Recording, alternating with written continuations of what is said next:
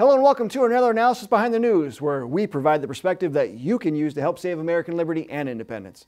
Today we have 3 action items for you, so please stay tuned. One phone call is all it took. At least that's what the media wants you to believe. Slate.com published a headline that reads, "Justin Trudeau says there was almost a NAFTA deal. Then Mike Pence called him with an insane demand." What's that insane demand? That NAFTA have a 5-year sunset clause so that it can be reviewed. Trudeau balked and canceled his trip to Washington. Shortly thereafter, the Trump administration announced that the grace period that he gave Canada and Mexico to avoid U.S. steel and aluminum tariffs was over, and also extended the tariffs to the EU. Canada, Mexico, and the EU are now moving ahead with their own tariffs in retaliation. Now, while we don't agree with the president to renegotiate NAFTA, we do agree that we should cancel NAFTA and allow the free market to dictate the trade opportunities instead of government. You see, when government dictates trade, the global trend is to have it heavily regulated, setting up regional government bodies to do so, which are unaccountable to the individual partnering countries. Then these progress into a political and economic union. The best modern-day example of this is, of course, the European Union. The EU has taken over many facets of responsibility from each of its members, including the ability to act on its own.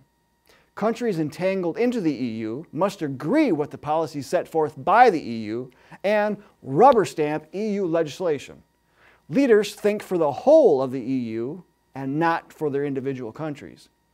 Case in point, Politico reported yesterday that German Chancellor Merkel agrees with French President Macron's proposal for an intervention initiative. This initiative, under the guise of cooperation, suggests that an EU military be assembled in case that the US or NATO would not be involved. Merkel even suggested a European monetary fund to be established with such powers to be able to assess the economic situation in all member countries on its own competence. It would evaluate the debt sustainability of the member countries and be equipped with the right instruments to reestablish this if needed. In other words, bailout. She also mentioned that member states would need to offer larger financial contributions so Europe can be capable of acting on its own at any time. Politico even reports that Merkel suggested of an EU-wide asylum agency that processes all asylum claims at the external borders based on unified EU asylum law. Now, to demonstrate just how alarming all of this is, let's look at the current state of the NAFTA deal. If the US, Mexico, and Canada were as advanced in their, say, North American Union as the European Union, then discussions from the 3 countries regarding trade would be moot, because each country wouldn't be looking to get the best deal. Instead, it would be focused on what is best for the Union as a whole.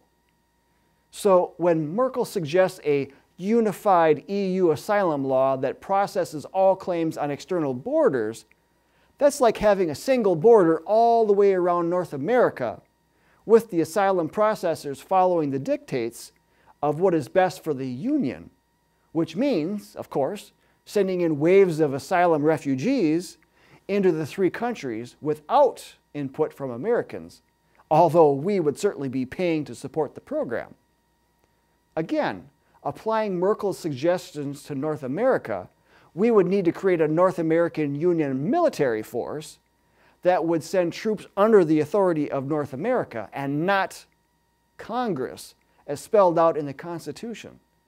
Plus, assembling a monetary fund that would essentially bail out countries that basically go bankrupt.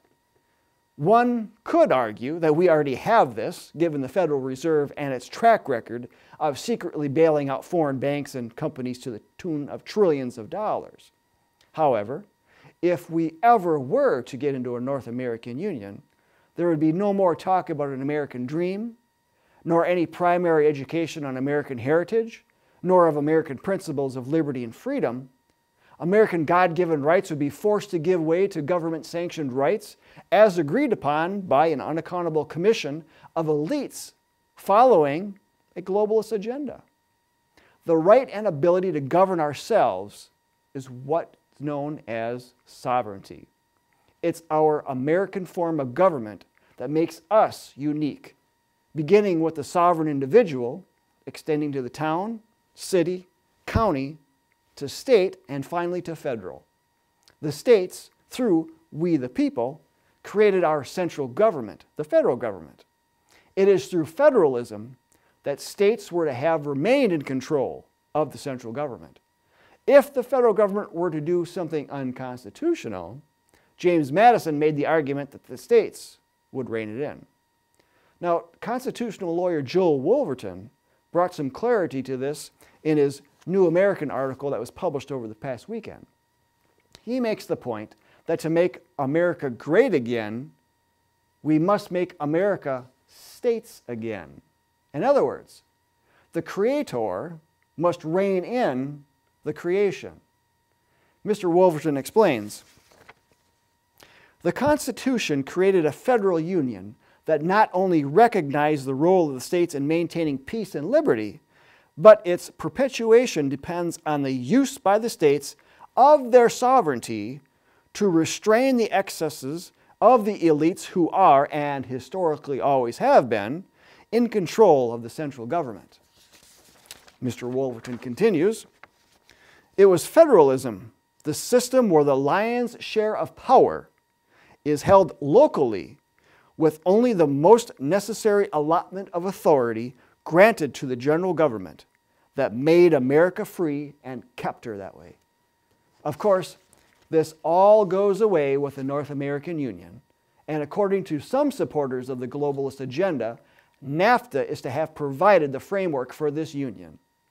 Both of the previous Bush administrations, as well as the Obama administration, pushed the practice of more cooperation and more partnerships through regional agreements.